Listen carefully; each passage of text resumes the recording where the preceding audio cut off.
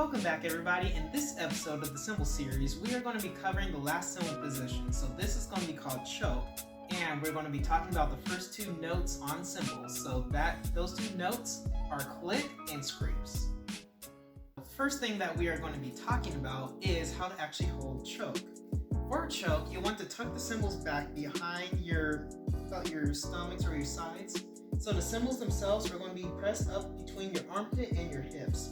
So you'll also want the cymbals themselves to be in contact with your bicep and your forearm if possible. Of course, like with drumsticks, they're not arched like cymbals are, but with cymbals they would come in contact with your forearm. You want as much of your body on the cymbals as possible. They'll be in this angle flaring inwards. Along with that, they'll have about a 3-inch gap in the front of them. So you would have about maybe even 3 fingers, a little bit smaller than 3 inches.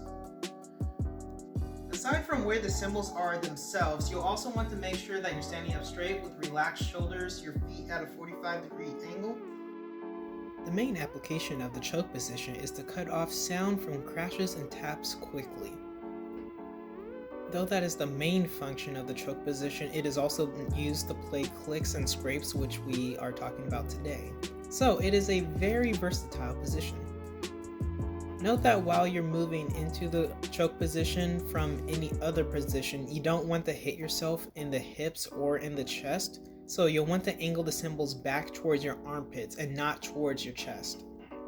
Now that we are in choke position, we can play our first note, which is called a click. For a click, you'll want to pivot the right cymbal outwards like a doorknob. So you'll come out about 90 degrees so that the cymbal itself is straight forward. And on the count of the note, you'll want to explode energy inwards and click the cymbals together. You want to click about 2 inches or less from the edge of the cymbals, or what we call the blade, so that the cymbals make contact in the optimal position for the most noise. Before we continue, I would just like to make a note about preps. So just like every instrument, you prep before you play your actual note. For a click, the prep is the motion outwards to about the 90-degree straight forward angle. That is called the prep. You would do this 1 count before your actual note. On the count of your note, meaning the count you are supposed to play, that's when you'll make the movement inwards and actually click the cymbals together. Clicks, just like other positions such as tap, are played 2 inches from the blade of the cymbal. They are played there because in between the blade and the bell is very vulnerable when it comes to the cymbal, meaning that hitting between the 2 inches of the blade and between the bell can actually damage the cymbals.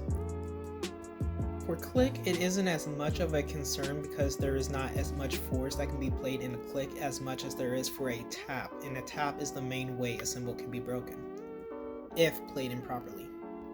Also, the volume of a clip, or what is called the dynamic, can be determined based on how far out you prep, just like if you were playing a drum such as a snare, a quad, or a bass. Scrapes are the other notes that you would play at choke. For it, you would want to have the cymbals at the same position as choke, just like with clicks, but unlike clicks, the cymbals are going to be a little bit behind the other. So the right cymbal is going to be pointed at the inward bell of the left cymbal. So with click, it would be the right one on top of the left. For scrapes, it's the left on top of the right. So you would move inwards like this on your prep, and on the count of your note itself, you would explode outwards to the same angle as prep from click. So you'll explode outwards with the cymbals themselves, scraping the inside grooves of the bell outwards towards the outside of the cymbal. This is the only position or note where you'll actually hit, or not necessarily hit, but you'll scrape the inner side of the bell itself. The only other example of this is zings, but with either of these, you're just scraping, you're not necessarily hitting the inside, so it's not going to hurt the cymbal. Okay, the arbiter. No, I can't do his voice. Anyway, when it comes to scrapes, what you will want to have is a very soft-ish sound. You don't want a harsh scraping sound, even though it is called a scrape. You'll want more of a zesty sound like this. That's actually that is sort of the sound that you would want from the cymbals. Of course, the cymbals will have a metallic texture to them, But that is generally the same type of sound that you want. You don't want anything harsh, because that would mean you're actually scratching the inside of the cymbal. But you also don't want something super soft where you can't perceive it. That means there's not enough pressure between the edge or the blade of the cymbal and the inside of the left cymbal. There aren't too many side notes about scrapes, but when it does come to scrapes, it's not going to be as big of a concern that you're touching the inside of the cymbal because you're not applying force in the same way as a click. So because the cymbals are scraping, or not scraping, but gliding past each other, you're not applying force the same way as if you were hitting at a single point like a tap or a click. So the cymbals are not going to break because of a scrape.